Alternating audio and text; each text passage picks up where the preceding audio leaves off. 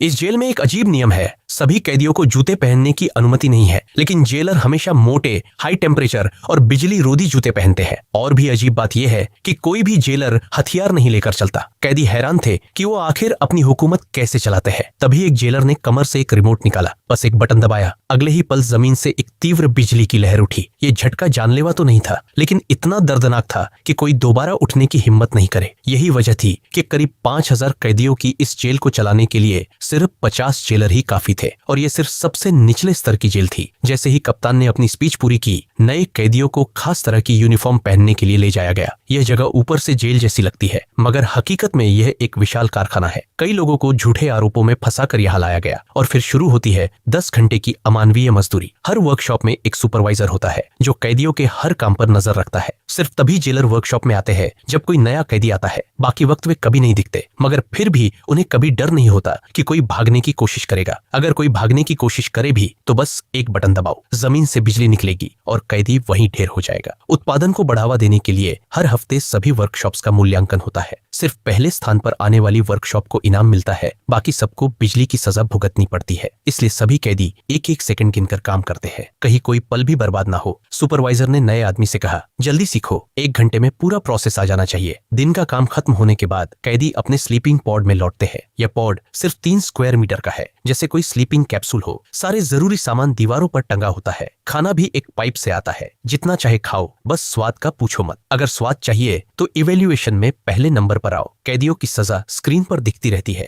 हर दिन घटती हुई, ताकि वो जीने की उम्मीद बनाए रखे। लेकिन पिछले महीने जेल प्रशासन ने सभी की सजा दोगुनी कर दी। अब सब एक ही सवाल पूछ रहे थे, आखिर ऐसा क्यों किया गया? लेकिन इससे पहले कि कोई नतीजा निकलता, सुपरवाइजर ने सबको डांटकर चुप करा दिया। अगर ये बात जेलर ने सुन ली तो हम सब मारे जाएंगे। तभी स्पीकर में अनाउंसमेंट हुआ, लाइट्स ऑफ। 30 सेकंड के अंदर सभी को अपने बिस्तर पर होना जरूरी था। अगर नहीं हुए तो जमीन की सफेद लाइट लाल हो जाएगी और फिर बिजली से सीधा मौत। इसलिए यहाँ कोई दरवाजे की भी जरूरत नहीं, क्योंकि किसी में भागने की हिम्मत ही नहीं। अगली सुबह जैसे ही लाल बत्ती फिर सफेद हुई, सभी कैदी फिर से वर्कशॉप की ओर बढ़े। ये जेल कुल 7 मंजिलों में बंटी हुई थी, समंदर के बीचों बीच बनाई गई थी, और ऐसी कई जेलें इस पूरे सिस्टम में फैली हुई थी। हर मंजिल के कैदी एक दूसरे से पूरी तरह अलग रहते थे। अगर कोई बात करनी होती तो सिर्फ सांकेतिक भाषा से। लग रहा था कि हाल ही में कुछ बड़ा हुआ है। सभी कैदी आपस में हाथों से इशारे कर रहे थे, मगर नए आए आदमी को कुछ भी समझ नहीं आ रहा था। वो बस काम करता रहा। धीरे धीरे वो वर्कशॉप के काम में माहिर हो गया। सुपरवाइजर बार बार कहता, इस बार थोड़ा और जोर लगाओ तो पहला स्थान मिल सकता है। अब मूल्यांकन में सिर्फ 1 दिन बाकी था कि तभी एक कैदी ने आत्महत्या कर ली। नहीं, कौन था? फेमोस, तीसरी टेबल वाला। उसने छलांग लगा दी। अब उसकी लाश की बदबू भी झेलनी पड़ेगी, मगर किसी को उसकी मौत से फर्क नहीं पड़ा। और हाँ, क्या आप चाहते हो अगली कहानी आपके नाम से हो? तो वीडियो को लाइक करो, सब्सक्राइब दबाओ और कमेंट में अपना नाम जरूर छोड़ो।